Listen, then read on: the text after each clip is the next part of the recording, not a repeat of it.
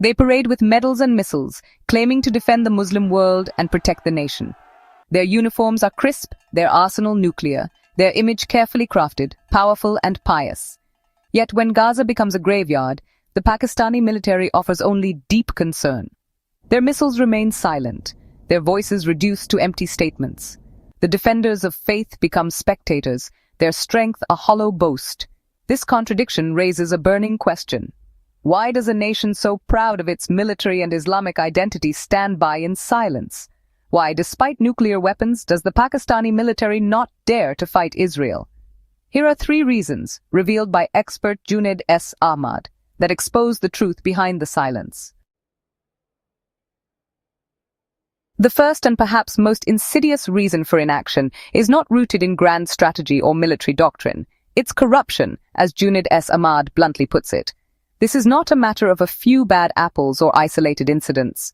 Instead, corruption has become a deeply embedded parasite, feeding off the very heart of the institution that claims to defend the nation. We're not talking about minor theft or occasional bribery. This is institutionalized greed on a massive scale, a system that rewards those who play along and punishes those who resist. The military's moral core, once a source of pride, is now being hollowed out by a relentless pursuit of personal gain. Over the decades, the military has transformed itself into a sprawling business empire. It runs factories, banks, real estate ventures, and transport companies, turning generals into CEOs and officers into shareholders. The lines between soldier and businessman have blurred beyond recognition. National defense, once the military's sacred duty, has become secondary to the pursuit of profit. Generals are more invested in lucrative land deals and property development than in the ideals of liberation or sacrifice. The priorities have shifted from the battlefield to the boardroom. War, with all its risks and uncertainties, is now seen as a threat to business interests. Why would those whose fortunes are tied to military-owned enterprises risk everything for a distant cause? The calculus is simple. Stability means profit, and profit trumps principle. Today, medals and honors are handed out not for acts of valor on the front lines, but for managing investment portfolios and expanding business empires. The symbols of military achievement have been repurposed to celebrate financial success, not bravery or sacrifice. Loyalty, once owed to the nation and its people, is now pledged to the bottom line. The bonds of faith and duty have been replaced by the cold logic of profit and loss. The military's leadership has become a closed circle of elites, more concerned with protecting their wealth than serving their country. This toxic environment breeds a new kind of officer, risk-averse, ideologically hollow, and motivated by self-preservation. The soldier businessman is a product of a system that rewards caution and punishes conviction, leaving little room for bold action or genuine leadership. Public statements about defending Muslims or standing up for justice have become little more than public relations exercises. The rhetoric is loud, but the conviction is hollow. Behind the podium, the real priorities are carefully hidden. The suffering in Palestine, the destruction in Gaza, these tragedies are distant, abstract, and ultimately irrelevant to those whose profits remain untouched. The plight of others does not register when the only metric that matters is the financial bottom line. An institution obsessed with its own enrichment is incapable of making real sacrifices. The willingness to endure hardship for a greater cause has been replaced by a desire for comfort and privilege. The military's internal structure is designed to reward loyalty with lucrative postings and business opportunities. This system ensures that those who benefit most have the least incentive to demand reform, making meaningful change nearly impossible. The real enemy, then, is not some foreign power, neither Israel nor America. The true threat is the rot that has taken hold within, corroding the institution from the inside out. Today, the generals are landlords and industrialists in uniform. Their battlefield is the stock market, their victories measured in dividends and property holdings, not in service or sacrifice. The parasite of corruption has quietly disarmed the military from within, rendering its vast arsenal little more than a prop in a tragic play of inaction and lost purpose. The silence that echoes from Rawalpindi is not the result of careful strategy or wise restraint. It's the silence of an institution compromised, paralyzed by its own greed, and unable to answer the call of history.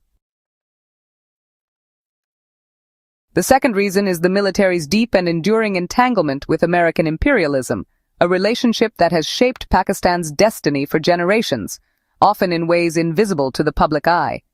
For decades, Pakistan's military has functioned as a client of Washington. Billions in aid, cutting-edge weapons, and specialized training have flowed from the US to Pakistan, but these were never acts of charity.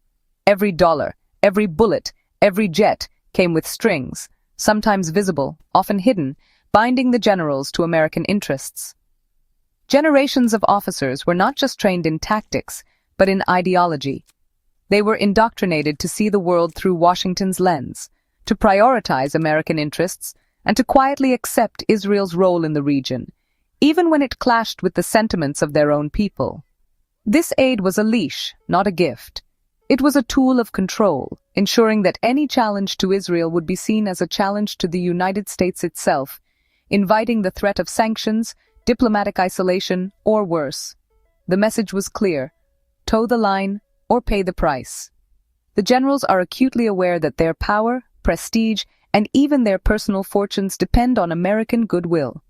Their careers are built on relationships with U.S. officials, and their legitimacy is often measured by their access to Washington. The so-called strategic assets of Pakistan, their prized jets, missiles, and tanks, are, in many ways, American assets on lease. The military hardware that fills the parade grounds is a constant reminder of this dependency, stamped with both Pakistani and American insignias. This dependency forces the generals to live a double life. In public, they project Islamic solidarity, speaking of brotherhood and resistance. But behind closed doors, they appease Washington, offering quiet reassurances and making promises that rarely see the light of day. The result is a carefully choreographed performance, fiery speeches for the masses, but hushed conversations and subtle nods to American officials in private. The generals have mastered the art of saying one thing to their people and another to their patrons. In reality, the military's true mandate is to guarantee regional stability on America's terms. This means ensuring Israel's security, even if it means suppressing the aspirations of their own people or turning a blind eye to the suffering in Palestine. The nuclear arsenal, often touted as the ultimate symbol of sovereignty, is in truth a deterrent, never a tool for liberation. It is a shield, not a sword, and its use is tightly circumscribed by the very powers that helped build it. The generals are, in a sense, prisoners of their own arsenal. They know that any move to defy the U.S. would not only jeopardize their careers, but could bring the entire military establishment crashing down. Their relationship with the U.S. is that of patron and client. The purse strings are held in Washington, and the generals know it. Every budget, every procurement, every promotion is shadowed by the need to keep the Americans satisfied. When Gaza burns, when the Muslim world erupts in anger, the generals do not look to Mecca for guidance. Instead, they look to Washington, waiting for cues, measuring their responses to avoid crossing the red lines set by their benefactors. Their foreign policy is outsourced, their moral compass set not by faith or principle, but by the dictates of empire. The decisions that shape the nation's future are made in distant capitals, not in Islamabad. Until the military breaks free from this suffocating embrace, it will remain a giant with feet of clay, powerful in appearance but fragile and compromised at its core. Corruption and imperial chains lead to the third reason, perhaps the most devastating of all, the loss of moral and ideological courage. This is not just a matter of policy or politics. It is a deep internal decay that eats away at the very soul of the institution. When a nation's guardians lose their sense of purpose, when they forget the ideals they once claimed to defend, the consequences are profound and far-reaching. The military elite have become Western puppets, performing for global powers while their own people pay the price. Their uniforms may bear national insignia, but their actions are choreographed by foreign interests. The applause they seek comes not from the streets of Lahore or Karachi, but from the corridors of Washington and London. Gaza burns, while generals pose with Western diplomats, images of surrender, not strength. The world watches as devastation unfolds, yet those entrusted with power choose photo opportunities over principle, silence over solidarity. Military budgets swell, parades grow more extravagant, and arsenals expand. But when a true test comes, when the world looks for courage and conviction, these displays prove hollow. The courage that should animate these forces evaporates, replaced by hesitation and excuses. The institution is hollow. Rituals of power remain, but the spirit is gone. The echo of boots on marble floors cannot mask the emptiness within. The medals and titles are now mere ornaments, stripped of meaning by the absence of true leadership. Islamic rhetoric is used for legitimacy, but realpolitik guides their actions. They invoke faith to rally the masses, yet their decisions are calculated to please foreign benefactors. The contradiction is glaring, yet rarely acknowledged. Corruption makes them vulnerable. Dependency forces them to adopt their patrons' priorities. The lure of foreign aid and personal enrichment outweighs any sense of duty to the nation or its people. The cycle of compromise deepens with every transaction. The result? A leadership Pakistani in name, Western in loyalty. Their allegiance is split, their identity fractured. They speak of sovereignty, yet act as proxies for distant powers. They seek validation from the West, not their own people. The applause of foreign dignitaries matters more than the trust of their own citizens. This hunger for external approval is a symptom of a deeper insecurity. The colonial mindset persists, now serving a new empire. The faces have changed, but the mentality remains: obedience to the powerful, indifference to the powerless. The generals play a double game: Islamic slogans at home, Western obedience abroad. They wear two faces, hoping no one will notice the contradiction. But the people see through the charade. Moral cowardice is disguised as prudence. They claim to act with caution, but in truth, it is fear that guides them. Fear of losing privilege, fear of angering their patrons, fear of standing alone. They claim confronting Israel would be suicide, but that's an excuse for inaction. The real risk, they believe, is to their own comfort and careers, not to the nation's honor or the cause of justice. The Palestinian cause is a tool, not a conviction. It is brandished for political gain, then quietly set aside when inconvenient. The suffering of others becomes a prop in their own performance. Their grand titles, general, admiral, are empty, symbols of cowardice. The trappings of authority cannot conceal the absence of real valor or vision. They are puppets, dancing to a tune composed in Washington and Tel Aviv. Every move is calculated to please their masters, not to serve their people. The nuclear arsenal, meant to symbolize strength, now proves their cowardice. Weapons that should deter aggression instead become symbols of paralysis, locked away by fear and foreign pressure. The people see the disconnect between myth and reality. Anger and disillusionment grow. The gap between what is promised and what is delivered widens with every passing year, fueling frustration and resentment. The final reason: they are cowards, not physically but morally. Their fear is not of battle, but of truth, of accountability, of standing alone for what is right. They have lost the courage to stand for anything beyond themselves.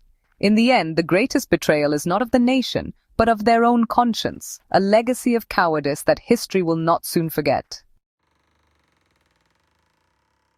So the question remains: what is the purpose of a sword never drawn for the innocent? What is the value of a shield never raised for the weak? The reasons are clear: corruption, dependency, and a failure of moral courage. The military's arsenal and titles are instruments of deception, projecting strength while practicing subservience. The cries from Palestine are a test of their soul, a test they have failed. Until the military elite stand with the oppressed, their medals and parades will remain hollow. The world is watching, and more importantly, so are their own people.